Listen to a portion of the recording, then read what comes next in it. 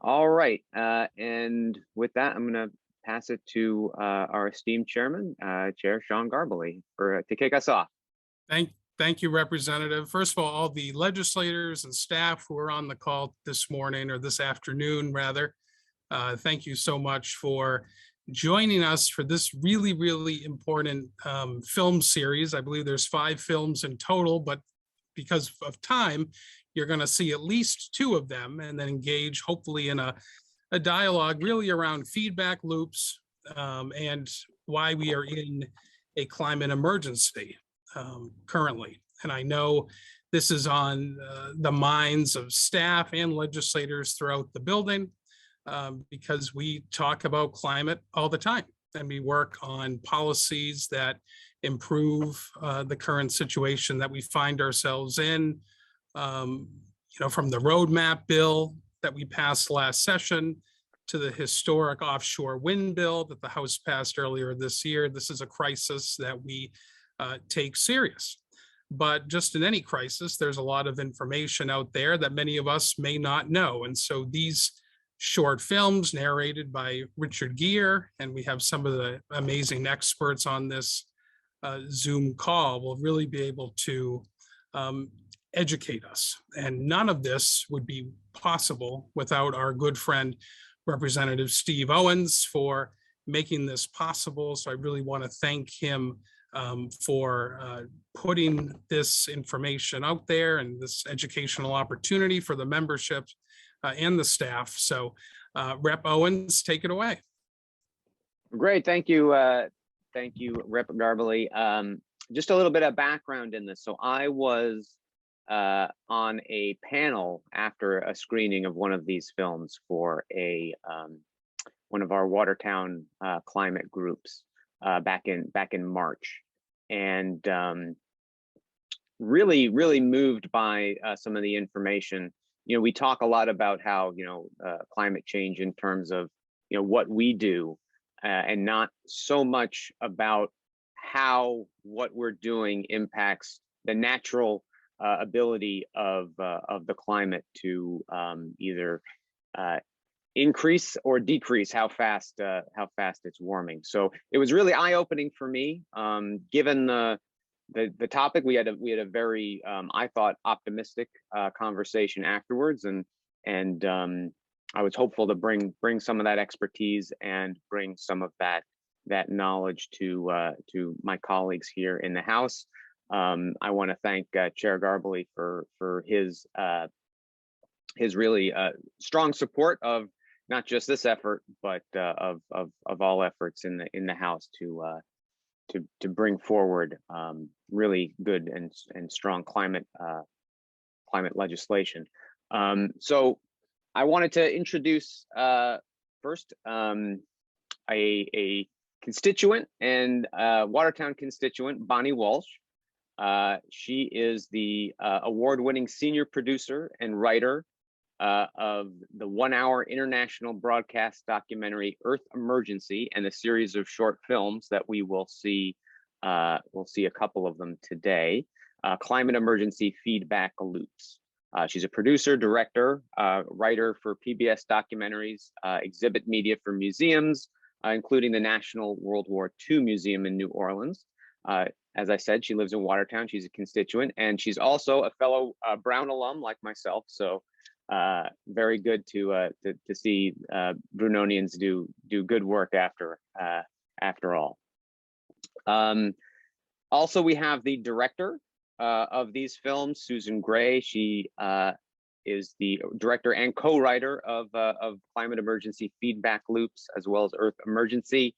She began her career as an environmental political activist and has been making documentaries for some time now. So I want to thank them both for being here. We also have a few more experts who we will be hearing from after, but in the interest of not taking up too much time talking, I'll pass it over to Bonnie. Okay, thanks so much, Steve.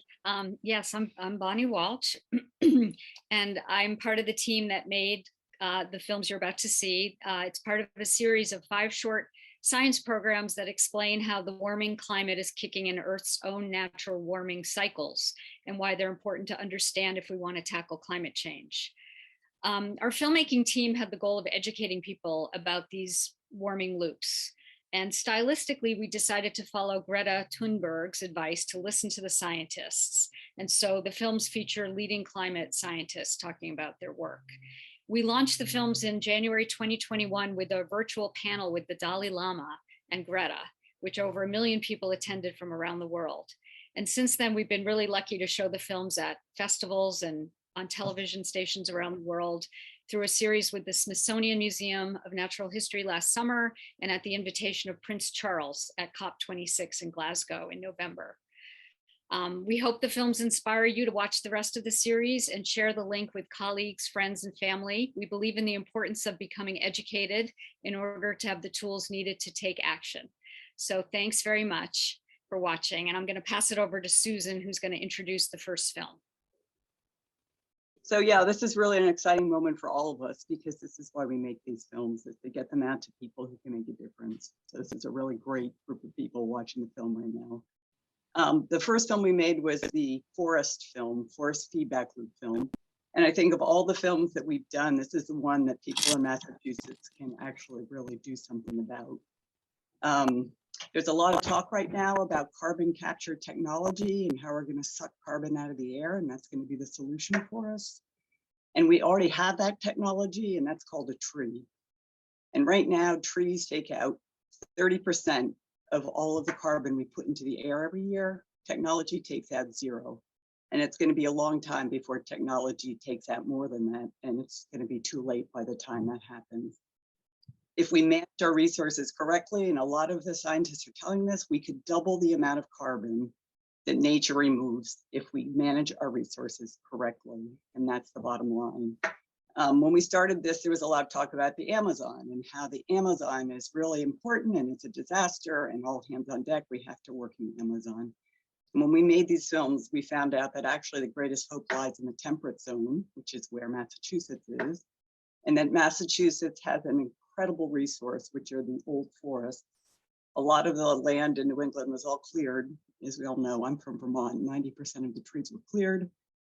And now they've actually had enough time to grow back and become older trees that suck out the majority of the carbon. So you're gonna see in this film, it's such a political topic that our idea was to go really back to the basics and explain to you the science of how a tree works. And that's what you're going to see in this film. There's a lot of misunderstandings. We all think that we know trees and how they work, and we all know what the answers are, and we don't. So one of the things we found in Massachusetts was they were clearing forests to build solar panels, which is not a good idea if what the best solution is trees. Another thing we found out is there's a lot of misunderstanding around wood pellets. People think wood pellets are green. They're not. That's the worst thing you can be doing right now. So that was actually the most important part of this film, was just understand the basic science of how it works. And then we can talk afterwards about what can be done about it. Thank you.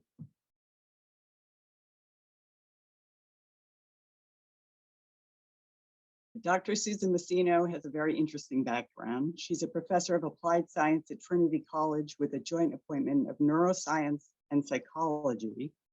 But she's also an expert on forests and is involved in local educational environmental issues. She's interested in how public policies can improve brain health with a special focus on New England's amazing forests. A Charles Bullard Fellow in Forest Research at Harvard, Dr. Messino has published a paper on the benefits of pro-forestation, she can explain what that is, for climate change mitigation, biodiversity, and public health. Hi, good afternoon, everyone. I'm not sure. Oh, yes, I can share my screen now. Thank you. Thank you for that introduction. Thank you so much for hosting this really important session today. So I'm going to keep my comments brief and sort of go from kind of the big to what I think you can do in Massachusetts this session and in general. So I will get right into it. And just tell you up front that if you know me, might have really 2 topics of conversation. One is healthy brains, and the other one is natural systems, particularly forests. And these, I think, are deeply related on a number of levels. What happened last fall was unprecedented, whereby 200 medical journals on the same day published an editorial about climate and a call for emergency action to limit global temperature increases, protect biodiversity, and protect health, and noted that these things are all linked. And I've been, deeply concerned about these issues for a long time because of my biomedical training, which comes from a first do no harm perspective. And we're at the point where we need to really get serious about first doing no harm with our natural systems, with our lifelines, and with the climate. And as you saw in the film, these feedback loops are serious.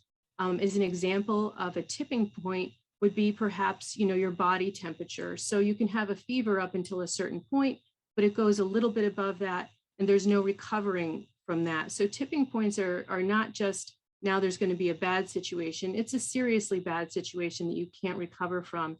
And what we need to do is figure out how we're going to, if you're driving a car and you're about to get in an accident, you need to take your foot off the gas, which would be reducing our greenhouse gas emissions, and also hit the brakes. You would not be facing an accident and not hit the brakes. And the way we can hit the brakes now is to optimize how we're using our natural systems and protecting our natural systems to keep us from being in that accident. I also want to emphasize that we all need nature to survive. It's our lifeline. It doesn't matter how many solar panels we install or how much offshore wind. If we don't protect natural systems, we're basically done. And I think sometimes that gets lost as we keep on talking about carbon accounting and things like that. And I really want to impress that upon you today. The other thing that I wanted to mention is that natural systems are really resilient. They have so many connections. They've evolved over millions or billions of years to have that resilience until they hit a certain tipping point. So we need to kind of respect and understand the resilience that's evolved in these systems, both our brains and in natural systems. And we're at the point where we need to really prioritize our lifelines, which I would consider clean water and these natural systems that are working all the time to try and protect the climate. And the film did a really good job about emphasizing how important temperate forests are right now, because they are more resilient than other forests. And Massachusetts forests are particularly important because they are incredibly carbon dense and they're growing well. And this is kind of our natural buffer system that we need for our communities, we need for our health, we need for our climate. So we need to do everything we can to be strategic about what we're doing with them and where and why. And that's what I'll end up my brief comments today. One thing that I talk about in every talk now is that we need to be strategic among three things: nature, research, and resources. So these are all things that we need, but we have no strategic plan among these three things. And one reason why we have no strategic plan is I think that there's never been kind of an interdisciplinary strategic plan, given the concerns that we have now about biodiversity and climate and health. There's been no strategic plan to try and work this out. If we wanted to think about where in Massachusetts is actually prioritized for natural systems, which means strong evidence-based protection, similar to a national park or a wilderness area, it's only 1% of the entire state. I hope that that number is alarming to you, because it was alarming to me when I looked into this, trying to understand, where are we protecting nature? Where can people count on as a refuge to go to that they can rely on for their mental health or to be cool, etc.? Only 1% of Massachusetts has strong protection. It's only 3% of New England and only 12 to 14% of the entire US.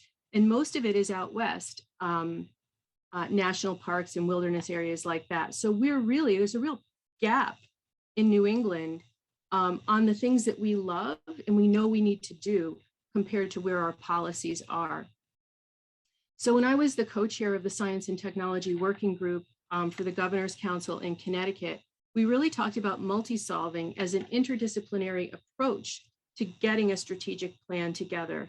And multi-solving is a term developed by Climate Interactive at MIT, where they realized we weren't taking sufficient action on climate, and perhaps there were near-term benefits that could benefit the climate and also the things that we need for our communities. And I would really encourage you as policymakers to think seriously about this opportunity for multi-solving as it relates to our forests and to other issues that also represent multi-solving.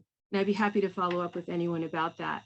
So multi-solving is basically always has a goal of climate protection, but also has other benefits like jobs or health and well-being and safety.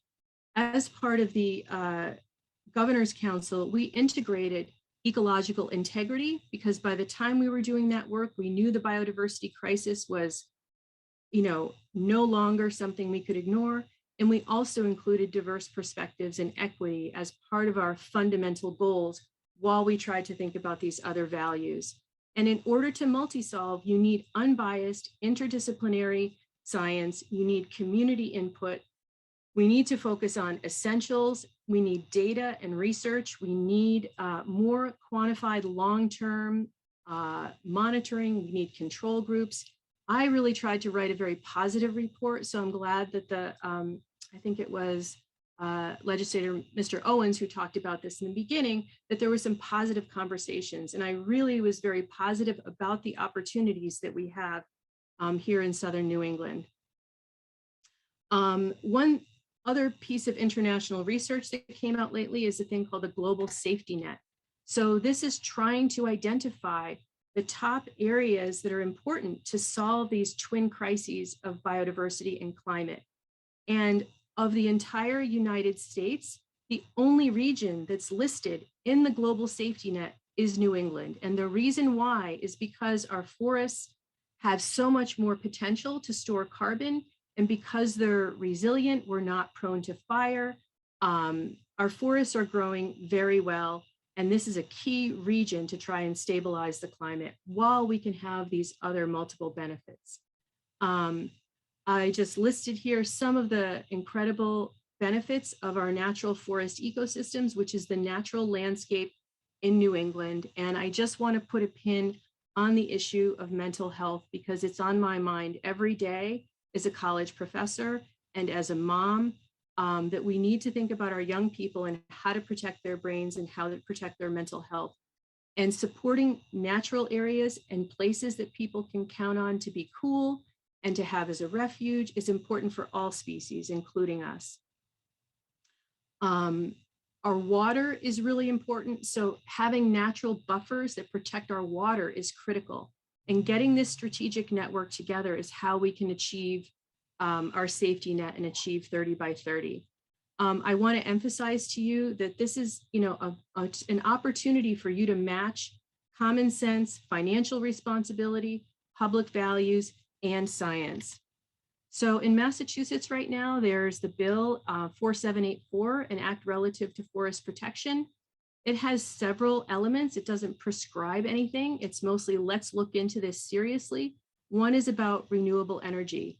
And as was mentioned in the beginning, we should not spend public money burning wood and calling it a climate solution. And this was one of the top recommendations of my interdisciplinary report to the Governor's Council in Connecticut.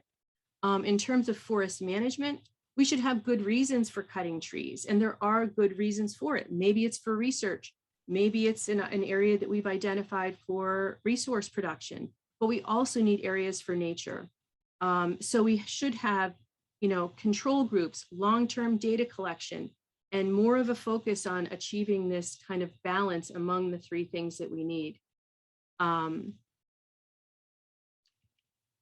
Another part about the bill is it recommends an ongoing review to improve transparency and public input on what's going on, where and why, and making sure this information is accessible to people across the state.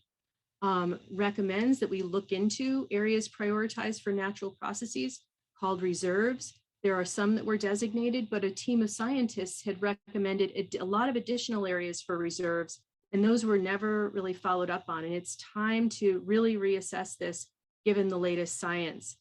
We have so little old growth, but we need to protect what we have. It has no protection. We don't have any kind of formal protection for our headwaters, for our old growth, for corridors in these really critical ecosystems that we need to keep our ecology running, which is our lifeline. And it also talked about making sure that we prevent private interests from driving these decisions.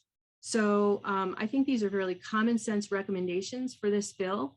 And some of the recommendations align with the paper that I wrote on proforestation that's now been cited by dozens of other peer-reviewed papers that talks about protecting existing natural forests for these benefits that I've talked about. It doesn't ban management, it doesn't ban people. And this is a way that we can, talk about a stewardship plan where we can pull more areas into this lifeline of nature that we need. And with that, I will wrap up my comments, and I'm delighted to pass it over to Dr. Sue Natale from Woodwell, which is the #1 climate institute in the world. And since it's in Massachusetts, we really should be listening to it. Thank you. I do want to point out we have a large number of legislators who have been popping in and out. This is a great turnout. I want to thank everybody. I'm going to miss some folks who are here, but I want to say that, I see Rep. Tommy Vitolo, Rep. Jim Hawkins, Carmine Gentile, Vanna Howard, Sally Cairns. I see Leader Donato. Hi, Rep. John Barrett out from North Adams. Kevin Honan is here, and I saw Rep. Oliveira. And looking through the list now, I'm sure. Rep. Haddad, Rep. Cutler, and if I miss you, I apologize. But Rep. Stanley, I see Chair Tom Stanley from Waltham. So thank you so much for everybody for coming out to this. This is a phenomenal turnout, I think. Oh, I see there's Rep. Turco's here as well. So thank you so much for everybody for coming, and I'll pass it along to for the permafrost. And then after that, we'll have a quick wrap up and time for questions.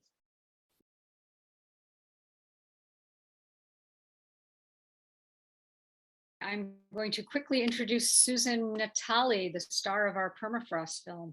Dr. Natale is an Arctic ecologist whose focus on permafrost thaw is motivated by an acute awareness of the risk it poses. She leads Woodwell Climate's Arctic program, which investigates the drivers and consequences of rapid Arctic change.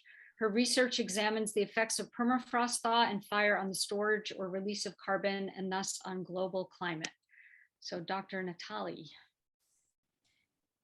Thank you. And I'm going to just debating if I shouldn't share my screen, but I will share my screen. I'm going to go through this relatively quickly because a lot was already covered in that. And I want to I'm going to do like 3 minutes so we can have 5 minutes for questions. So.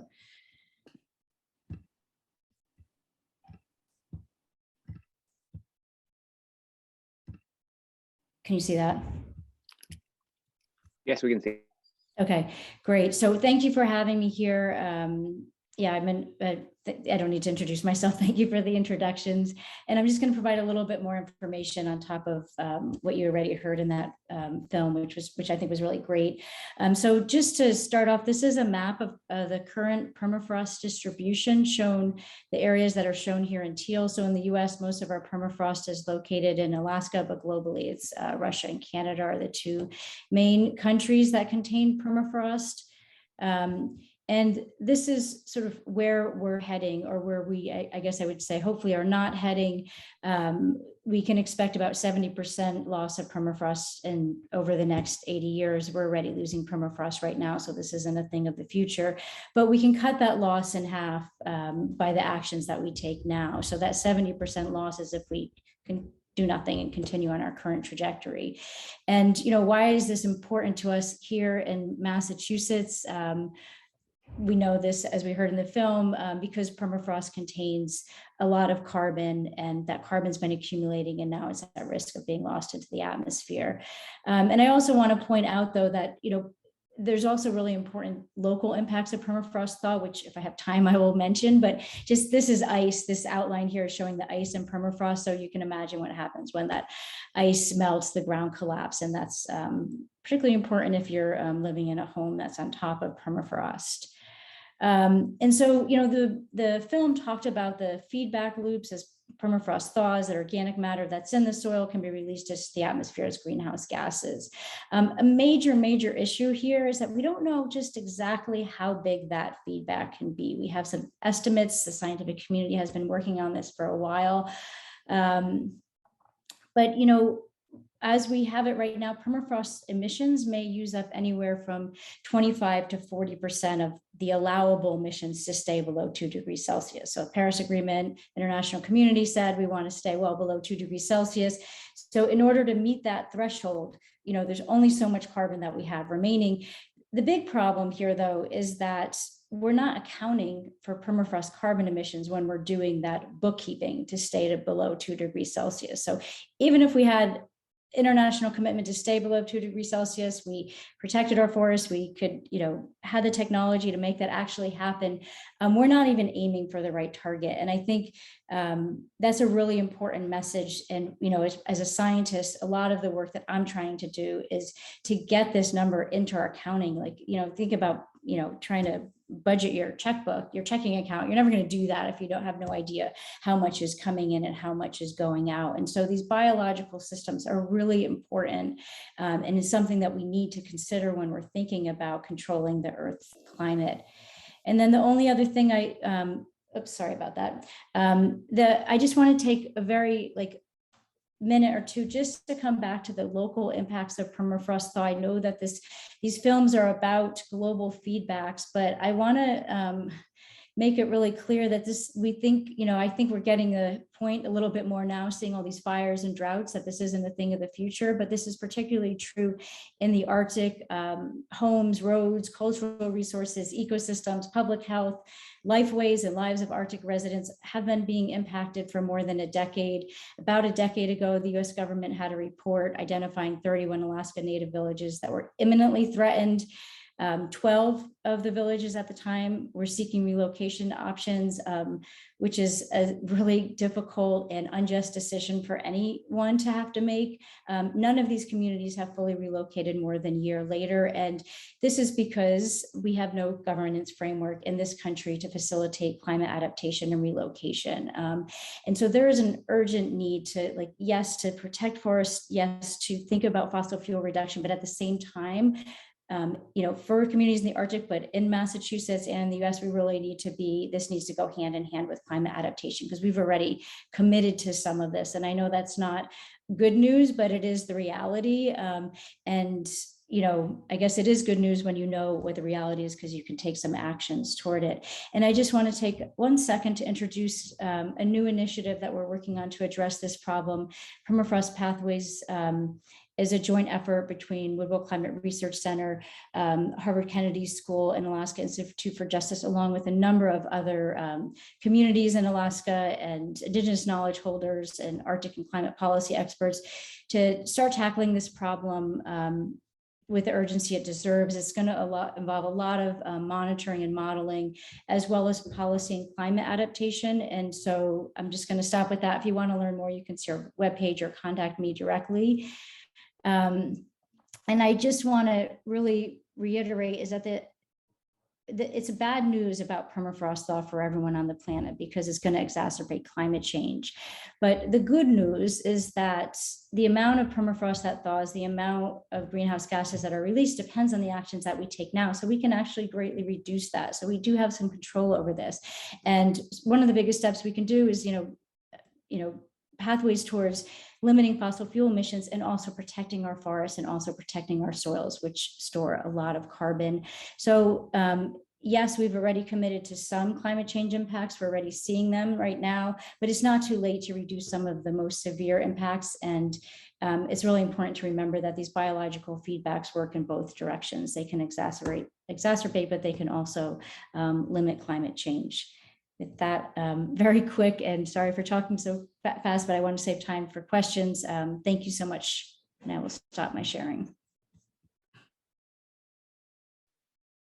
So thanks so much for this. We are at the end of the hour, so I do want to be respectful of everybody's time. If folks need to leave, that is fine. I assume that Bonnie and Susan, if you are willing to stick around for another 5 minutes to answer questions, I see nodding heads. Okay.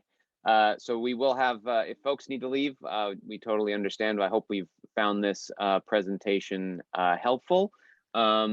We have, Bonnie put the link in the chat. It is feedbackloopsclimate.com. All 5 videos are on the website, including educational materials.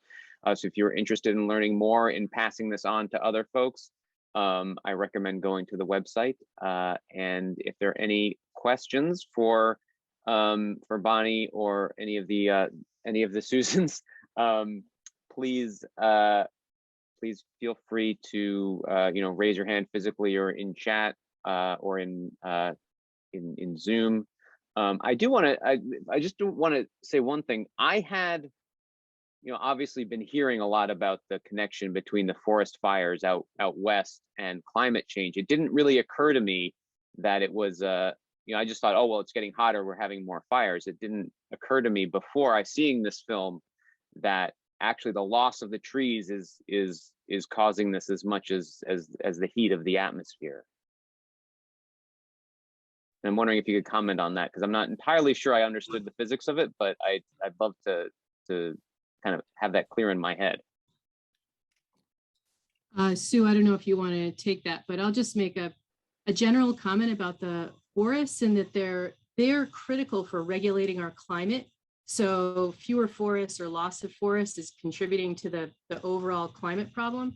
They're also critical for regulating water cycles. So if you take out forests, things get drier. So this is kind of, a bad cycle that can happen. And when New England had forest fire issues, it was when it was really cleared, and everything was kind of shrubby back 100 plus, a little over 100 years ago. So we don't have that problem naturally in New England, when our forests are growing and intact. And out west, it's a drier climate. There's been a lot of forestry out there, a lot of industrial forestry, which removes a lot of carbon and dries the forests out. Yeah, and I'll just add a quick thing that the issue with forest fires in northern regions and in forest and in tundra that are on permafrost is that the fires burn. There's so much carbon below ground that it burns below ground, and this happens in peat fires elsewhere that we've heard about.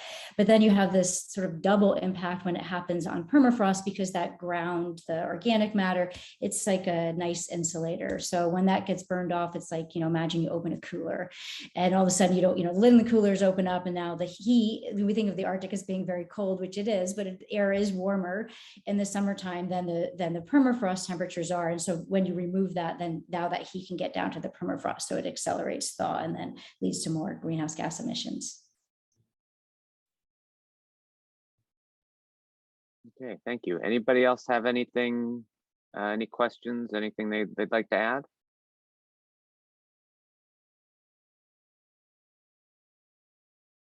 All right, well, I see Rep. Cairns has got a comment in the chat. And you turn your camera on. I did. So I saw I'm sorry for repeating, but I saw the permafrost segment on PBS, and it is really stunning to see the sinkholes, and just thank you for making all of these connections between what's coming out of the trees, what we're putting, the way that these normal cycles are being disrupted by the warming earth. And just very parochially and locally, we had an incident not even a month ago up here where there was clear cutting of trees on the Salem Country Club golf course. We can get into golf courses in a number of ways, but local communities need better tools to fend off what is clearly just thoughtlessness. I guess they wanted better views from the fairway or something. And it's really amazing that they can get away with that they don't need several layers of permission before they can do that. And maybe we should make them all watch this. Maybe they'll learn a little something. But I'll get with Rep. Owens and Garbely and others so that we can maybe come up with some additional stronger protections. So thank you all. You, fantastic. All right, anybody else? All right, well, I just want to thank you. We are, we're about 5 minutes over, which is actually pretty good for one of these one of these briefings. So I appreciate everybody who came, Bonnie, Susan, and everyone. Just really appreciate the work that you're doing. Thank you for helping to educate us as we go forward with some more climate education and legislation this session. Thanks again to Chair Garbely for helping to spread the word, and for the Global Warming and Climate Change Committee for hosting this. And thanks so much. And everybody have a great rest of your afternoon. Thanks for having us. And the Woodwell Climate Research Center is a wonderful resource for information about climate change. Thank you all. Good luck. Thank you, everyone. Do the right thing.